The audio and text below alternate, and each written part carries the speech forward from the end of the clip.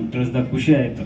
ಯಾಕಂತಂದ್ರೆ ಇಷ್ಟೊತ್ತು ನಾವು ಅವಾಗ್ಲೇ ಹೋಗ್ಬೇಕಾಗಿತ್ತು, ಆದರೂ ಎಲ್ಲೋ ಒಂದು ಸಣ್ಣದೊಂದು ವಿಷಯ ನಿಮ್ಮ ಹತ್ರ ಶೇರ್ ಮಾಡಿಬಿಟ್ಟೆ ಹೋಗೋಣ ಅಂತ ಕತ್ಕೊಂಡಿದ್ದೆ. ಸೊ ಅದಕ್ಕೋಸ್ಕರ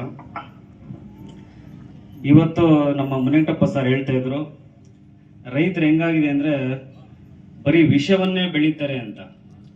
ಒಂದು ಕಾನ್ಸೆಪ್ಟನ್ನು ನಾವು ಆಲೋಚನೆ ಮಾಡಬೇಕು.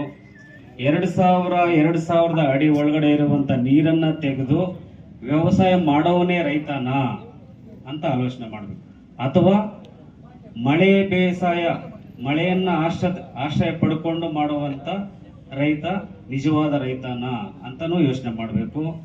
ಅದ್ರ ಜೊತೆಗೆ ಎಕನಾಮಿಕಲ್ ಮಾಡೆಲ್ ಅಂತ ಬರೀ ಹಣಕ್ಕೋಸ್ಕರ ಬೆಳೆಯನ್ನ ಬೆಳೆಯುವಂತ ರೈತ ಅವನು ನಿಜವಾದ ರೈತನ, ಅಥವಾ ಜೀವನೋಪಾಯಕ್ಕೋಸ್ಕರ ಈ ದೇಶಕ್ಕೆ ಅನ್ನವನ್ನ ಕೊಡಬೇಕು, ಈ ಮುಂದಿನ ಪೀಳಿಗೆಗೆ ಈ ಬೀಜ ಕಾಳು ಪ್ರತಿಯೊಂದನ್ನ ಮುಂದಿನ ಪೀಳಿಗೆಗೆ ಉಳಿಸ್ಬೇಕು ಅಂತ ವ್ಯವಸಾಯ ಮಾಡ್ತಾನಲ್ಲ ಅವರನ್ನ ರೈತರು ಅಂತ ಕರಿಬೇಕಾ? ಇದೆಲ್ಲ ಕೂಡ ನಮ್ಮಲ್ಲಿರುವಂತ ಒಂದು ಕನ್ಫ್ಯೂಷನ್. ಸೊ ಆದ್ರಿಂದ ನಾನು ಎಲ್ಲ ರೈತ ಬಂಧುಗಳಲ್ಲಿ ನಾನು ರಿಕ್ವೆಸ್ಟ್ ಮಾಡ್ತೀನಿ, ನಾವೇನಾದ್ರೂ ಆಸ್ತಿ ಉಳಿಸ್ಬೋದು, ಅಂತಸ್ತು ಉಳಿಸ್ಬೋದು, ಅಥವಾ ದುಡ್ಡು ಕೂಡ ಉಳಿಸ್ಬೋದು. ಅದಕ್ಕಿಂತ ಹೆಚ್ಚಾಗಿ ನಾವೇನಾದ್ರೂ ಉಳಿಸ್ಬೇಕಂತಂದ್ರೆ ಫ್ಯೂಚರ್ ಅಲ್ಲಿ ನಾವು ಧಾನ್ಯಗಳನ್ನೇ ನಮ್ಮ ನೆಕ್ಸ್ಟ್ ಪೀಳಿಗೆಗೆ ನಾವು ಉಳಿಸ್ಬೇಕಾಗುತ್ತೆ. ಸೊ ಅದರಿಂದ ಎಲ್ಲ ರೈತರಲ್ಲೂ ಕೂಡ ನಾನು ಮನವಿ ಮಾಡ್ತೀನಿ, ನೀವೆಲ್ಲ ಕೂಡ ಈಗ ಟೈಮ್ ಮಳೆ ಬರ್ತಾ ಇಲ್ಲ, ಬೋರ್ವೆಲ್ ಕೊರೆದ್ರು ನೀರು ಸಿಗ್ತಾ ಇಲ್ಲ, ಯಾವುದೇ ಒಂದು ಕೆರೆ ನದಿ ಯಾವುದೇ ಕೂಡ ಶುದ್ಧವಾದಂತ ಒಂದು ಕೆರೆ ಇಲ್ಲ, ನದಿ ಇಲ್ಲ, ಎಲ್ಲ ಕಲುಷಿತ ಆಗಿದೆ. ಯಾಕಂತಂದ್ರೆ ನಾರಾಯಣಗೌಡ ಸರ್ ಹೇಳ್ತಾ ಇದ್ರು, ಎಲ್ಲ ಬಹುರಾಷ್ಟ್ರೀಯ ಕಂಪನಿಗಳು MNC ಕಂಪನಿಗಳು ಬಂದು ಎಲ್ಲ ಕಲುಷಿತ ಮಾಡ್ಬಿಟ್ಟಿದೆ. ಯಾಕೆ ಮಾಡಿದಾರೆ ಅಂತಂದ್ರೆ ಅವರಲ್ಲಿ ಒಂದು ಎಕನಾಮಿಕ್ ಮಾಡೆಲ್ ಇದೆ.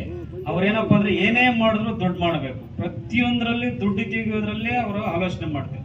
ವ್ಯವಸಾಯ ಮಾಡಿದ್ರು, ವ್ಯವಹಾರ ಮಾಡಿದ್ರು, ಮಾರ್ಕೆಟ್ ಮಾಡಿದ್ರು, ಏನೇ ಮಾಡಿದ್ರು ಕೂಡ ಅವ್ರು ದುಡ್ಡನ್ನೇ ಆಲೋಚನೆ ಮಾಡ್ತಾರೆ. ಆದ್ರೆ ನಮ್ಮ ರೈತರು ಏನ್ ಮಾಡ್ತಾರೆ ಅಂತಂದ್ರೆ ಬರೀ ಆಹಾರವನ್ನು ಉತ್ಪಾದನೆ ಮಾಡಿ ದೇಶಕ್ಕೆ ಕೊಡುಗೆಯಾಗಿ ಕೊಡೋದನ್ನೇ ಆಲೋಚನೆ ಮಾಡ್ತಾರೆ. ಸೊ ಆದ್ದರಿಂದ ನಾವೆಲ್ಲ ಕೂಡ ಇವತ್ತು ಏನು ವೈಚಾರಿಕತೆಯನ್ನ ಬೆಳೆಸ್ಕೋಬೇಕು, ಪ್ರಗತಿಪರತೆಯನ್ನ ನಾವು ಬೆಳೆಸ್ಕೊಂಡು ಮುಂದಿನ ಪೀಳಿಗೆಗೆ ಒಂದು ಬಲಿಷ್ಠವಾದ ಆಹಾರ ಧಾನ್ಯಗಳನ್ನ, ಗಟ್ಟಿಯಾದಂತಹ ಆಹಾರ ಧಾನ್ಯಗಳನ್ನ, ಕಲುಷಿತ ಇಲ್ಲದೆ ಕಲಬೆರಕೆ ಇಲ್ಲದೆ ಇರುವಂತಹ ಆಹಾರ ಧಾನ್ಯಗಳನ್ನ ಮುಂದಿನ ಪೀಳಿಗೆಗೆ ನಾವು ಕೊಟ್ಟಾಗ ಈ ದೇಶ ಸಮೃದ್ಧಿಯಾಗಿರುತ್ತೆ, ಆರೋಗ್ಯಕರವಾಗಿರುತ್ತೆ ಅಂತ ನಾನು ಹೇಳಲಿಕ್ಕೆ ಇಷ್ಟಪಡ್ತೀನಿ. ಆದ್ರಿಂದ ಇವತ್ತೇನೆಲ್ಲ ರೈತರು ಏನೆಲ್ಲ ಇದ್ದೀರಿ, ಸಾಧ್ಯವಾದಷ್ಟು ಒಂದೇ ದಿವಸದಲ್ಲಿ ಆಗದೆ ಇರಬಹುದು, ಸಾಧ್ಯವಾದಷ್ಟು ನೀವೆಲ್ಲ ಕೂಡ ಈ ಒಂದು ಕೆಮಿಕಲ್ಸ್ ಅನ್ನ ಹಾಕಿ ಬೆಳೆಯುವುದನ್ನ ನೀವು ಕಡಿಮೆ ಮಾಡಬೇಕು.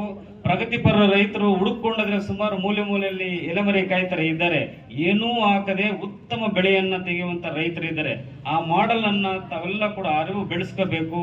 ಆ ಮಾಡೆಲ್ ಅನ್ನು ಇಂಪ್ಲಿಮೆಂಟ್ ಮಾಡ್ಕೊಂಡಾಗ ಅದಕ್ಕೆ ಸರ್ಕಾರಗಳು ಕೂಡ ಇವಾಗ ಯಥೇಚ್ಛವಾಗಿ ಸಹಾಯ ಮಾಡ್ತಿದೆ ಅಂತ ನಾನು ಭಾವಿಸ್ತೀನಿ. ರಾಜ್ಯ ಸರ್ಕಾರ ಆಗಿರ್ಬೋದು, ಸ್ಥಳೀಯ ಸರ್ಕಾರಗಳಾಗಿರ್ಬೋದು, ಆರ್ಗ್ಯಾನಿಕ್ ಅಂತ ಹೇಳ್ತಾ ಇದ್ರು ಸಾರ್ ಅವರು, ನೈಸರ್ಗಿಕ ಕೃಷಿ, ಈ ಒಂದು ಕೃಷಿಗೆ ಯಥೇಚ್ಛವಾದಂತ ಒಂದು ಉತ್ತೇಜನ ಕೊಡುವಂತ ನಿಟ್ಟಿನಲ್ಲಿ ಕಾರ್ಯಕ್ರಮಗಳಲ್ಲಿ ಅವರಲ್ಲಿ ಇದಾವೆ. ದಯವಿಟ್ಟು ಅವರನ್ನು ನೀವು ಸಂಪರ್ಕಿಸಬಹುದು.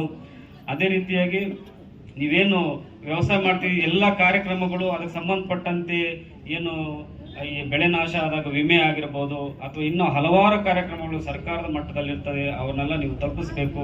ಅದನ್ನ ತಲುಪಿಸ್ಲಿಕ್ಕೆ ಬ್ರಿಡ್ಜ್ ಆಗಿ ಕೆಲಸ ಮಾಡುವಂತ ನಮ್ಮ ರೈತ ಸಂಘಗಳೆಲ್ಲ ಇದ್ದಾರೆ, ಅವ್ರಿಗೆಲ್ಲ ಕೂಡ ನಾನು ಧನ್ಯವಾದಗಳನ್ನ ತಿಳಿಸ್ತೀನಿ. ರೈತರ ಸಮಸ್ಯೆಗಳನ್ನ ಸರ್ಕಾರಕ್ಕೆ, ಸ್ಥಳೀಯ ಸರ್ಕಾರ ಆಗಿರ್ಬೋದು, ರಾಜ್ಯ ಸರ್ಕಾರ ಆಗಿರ್ಬೋದು, ಯಾವುದೇ ಆಗಿರ್ಬೋದು, ಆ ಸರ್ಕಾರಗಳಿಗೆ ಮುಟ್ಟಿಸುವಂತ ಒಂದು ಕಾರ್ಯವನ್ನ ನಮ್ಮ ರೈತ ಸಂಘದವರು ಮಾಡ್ತಿದ್ದಾರೆ. ಸರ್ಕಾರ ಕೂಡ ಹಲವಾರು ಪ್ಲಾನ್ಗಳನ್ನ ರೈತರಿಗೆ ಇಷ್ಟು ಕೊಡ್ತಾ ಇಲ್ಲ ಅಂತ ಈ ರೈತ ಒಂದು ಸಂಘಟನೆಗಳಲ್ಲಿ, ಹೋರಾಟಗಳಲ್ಲಿ ನಾವು ನೋಡ್ತಾ ಇದೀವಿ. ಯಾಕಂತಂದ್ರೆ ಸರ್ಕಾರಕ್ಕೂ ಕೂಡ ಒಂದು ಒಳ್ಳೆ ಕ್ಲಿಯರ್ ಆದಂತ ನೀಟ್ ಆಗಿರುವಂತ ಒಂದು ಮಾಡೆಲ್ ಅನ್ನ ತಲುಪಿಸೋದ್ರಲ್ಲಿ ನಾವೆಲ್ಲ ಫೇಲ್ಯೂರ್ ಆಗಿದ್ದೀವಿ ಸಂಘಟನೆಗಳು.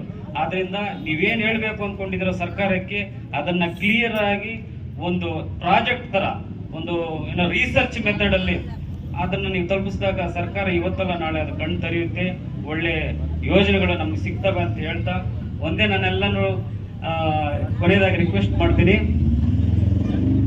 ಮೊದಲು ರೈತರು ಒಂದು ಇದಿದೆ, ಏನಪ್ಪಾ ಅಂತಂದ್ರೆ ನಮ್ಮ ಮಕ್ಕಳಿದಾರಲ್ಲ, ಈಗ ನೆಕ್ಸ್ಟ್ ಜನರೇಷನ್ ಬರುವಂತ ಮಕ್ಕಳು ಏನ್ ತಿಳ್ಕೊಬೇಕಪ್ಪ ಅಂದ್ರೆ ಕಿಚನ್ ನಲ್ಲಿ ಏನೆಲ್ಲ ವಸ್ತುಗಳಿದೆ ಅದನ್ನ ಫಸ್ಟ್ ಅರ್ಥ ಮಾಡಿಸ್ಬೇಕು ಮಕ್ಕಳಿಗೆ. ಇದು ಕೆಲವರು ಏನಂತಂದ್ರೆ ಮಕ್ಕಳನ್ನ ಯಾಕೆ ಕಿಚನ್ ಬೆಳೆಸೋದೆ, ನೀನ್ ಸ್ಕೂಲ್ಗೆ ಹೋಗೋನು, ನೀನು ಸ್ಕೂಲ್ಗೆ ಹೋಗೋಳು, ನೀನ್ ಕಿಚನ್ಗೆ ಎಂಟ್ರಿ ಆಗ್ಬಾರ್ದು, ನಿನ್ಗೆ ಇದ್ರಲ್ಲಿ ಅವಶ್ಯಕತೆ ಇಲ್ಲ, ನೀನೇನಿದ್ರು ಬರೀ ಓದು ಅಂತ ಹೇಳ್ತೀವಿ. ಅದು ನಿಜವಾದ ತಪ್ಪು ಕಲ್ಪನೆ ಅಂತ ನಾನು ಭಾವಿಸ್ತೀನಿ. ಪ್ರತಿಯೊಬ್ಬ ಮಗುನು, ಪ್ರತಿ ಹೆಣ್ಮಗು ಗಂಡು ಮಗು ಭೇದ ಭಾವ ಇಲ್ಲದೆ ಪ್ರತಿಯೊಬ್ರು ಕಿಚನ್ ಅಲ್ಲಿ ಏನಿದೆ ಅನ್ನೋದನ್ನ ಫಸ್ಟ್ ಅರ್ಥ ಮಾಡ್ಕೋಬೇಕು. ಯಾಕಂತಂದ್ರೆ ಅದೇ ನಮ್ಗೆ ಆಹಾರ, ಅದೇ ನಮ್ಗೆ ಶಕ್ತಿ. ಅಲ್ಲಿ ಏನ್ ಬೆಳಿತಿದೀವಿ, ವಿಷ ತಿಂತಿದೀವ, ಒಳ್ಳೆ ಆಹಾರ ತಿಂತಿದೀವ ಅನ್ನೋ ತಿಳ್ಕೊಂಡಾಗ ನಿಜವಾಗ್ಲೂ ಆ ಮಗುವಲ್ಲಿ ಒಂದು ಪ್ರಜ್ಞೆ ಬೆಳೀತದೆ. ಮುಂದಿನ ದಿವಸಗಳಲ್ಲಿ ಒಂದು ಒಳ್ಳೆ ಉತ್ತಮವಾದ ಒಂದು ಪ್ರಗತಿಪರ ರೈತನೂ ಆಗೋದಕ್ಕೆ ಸಾಧ್ಯ ಆಗುತ್ತೆ ಅಂತ ಹೇಳ್ತಾ, ಈ ಎಲ್ಲ ಅಂಶಗಳನ್ನ ಹಂಚ್ಕೋಬೇಕು ಅಂತ ನಾನು ಇವತ್ತು ಬಂದಿದ್ದೆ. ಈ ಹಂಚ್ಕೊಳ್ಳಿಕ್ಕೆ ಅವಕಾಶ ಕೊಟ್ಟಂತ ನಾರಾಯಣಗೌಡರು ಸರ್ ಮತ್ತೆ ಅವರೆಲ್ಲ ತಂಡದವರು, ಈ ವೇದಿಕೆ ಎಲ್ಲ ಹಿರಿಯರೆಲ್ಲರೂ ಕೂಡ ಸೇರಿದ್ದಾರೆ. ಅವ್ರಿಗೆಲ್ಲರೂ ಕೂಡ ನನ್ನ ಮಾತುಗಳನ್ನ